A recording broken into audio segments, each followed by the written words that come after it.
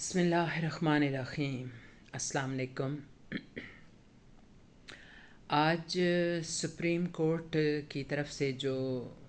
فیصلہ آیا P T I کی ریزروڈ سیٹوں کے حوالے سے، وہ اس نے خاصی ہلچل مچائی ہوئی ہے سیاسی حلقوں میں،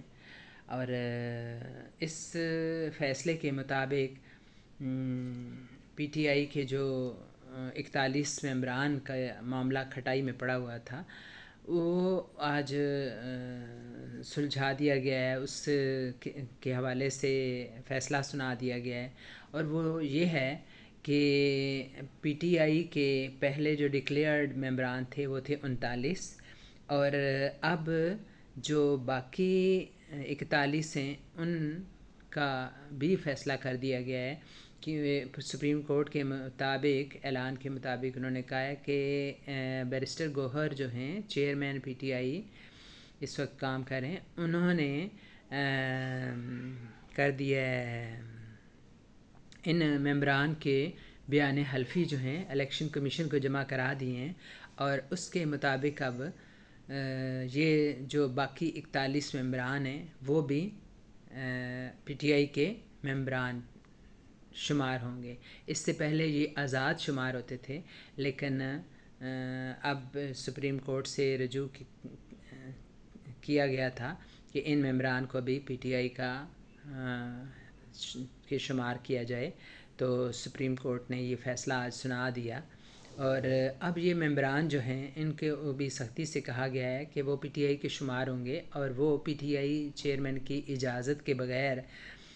کسی ایسی کارروائی کا حصہ نہیں بن سکتے جو اس پارٹی کی پالیسی کے خلاف ہو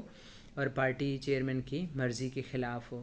تو اگر ایسی وہ کسی بھی کوشش کا حصہ بنیں گے اور اپنی مخالف پارٹی کو ووٹ ڈالیں گے تو ان کا یہ ووٹ بھی کاؤنٹ نہیں ہوگا، اور ان کی اپنی سیٹ بھی چلی جائے گی، اور ان کی نشست بھی جو ہے وہ اس سے ڈی سیٹ ہو جائیں گے، تو اس وجہ سے وہ ایسی کوشش نہ کریں۔ اس سے پہلے بھی ایسے ہو چکا ہے کہ پی ٹی آئی کے کوئی 23-24 ممبران تھے، تو انہوں نے بانی جو پی ٹی آئی ہیں ان کی اجازت کے بغیر اپنی مخالف جماعت کو ووٹ ڈالیں تو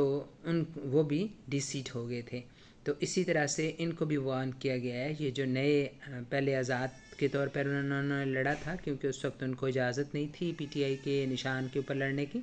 تو انہوں نے آزاد حیثیت سے لڑا، لیکن وہ پی ٹی آئی ہی کے لوگ تھے، تو انہوں نے اب جب سپریم کورٹ کو درخواست کی کہ ہمیں اس میں شامل کیا جائے پی ٹی آئی میں، تو سپریم کورٹ نے ان کی یہ درخواست منظور کر لی اور یہ فیصلہ آج سنا دیا۔ تو ایک تو یہ ہے کہ پی ٹی آئی کے اب ممبران کی تعداد تقریباً 80 کے قریب ہو گئی ہے،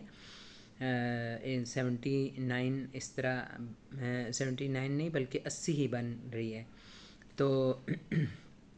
دوسرا اب اس میں یہ بھی پہلو ہے کہ بہت دنوں سے شور و غل تھا کہ آئینی ترمیم حکومت کرنا چاہ رہی ہے، اور اس کے لیے وہ کہتے ہیں 2/3 اکثریت ہونی چاہیے، تو یہ 2/3 اکثریت اب جو ملنے کے چانسز کافی کم ہو گئے، تو اب حکومت کی گویا کہ یہ آئینی ترمیم کا راستہ روکا گیا ہے۔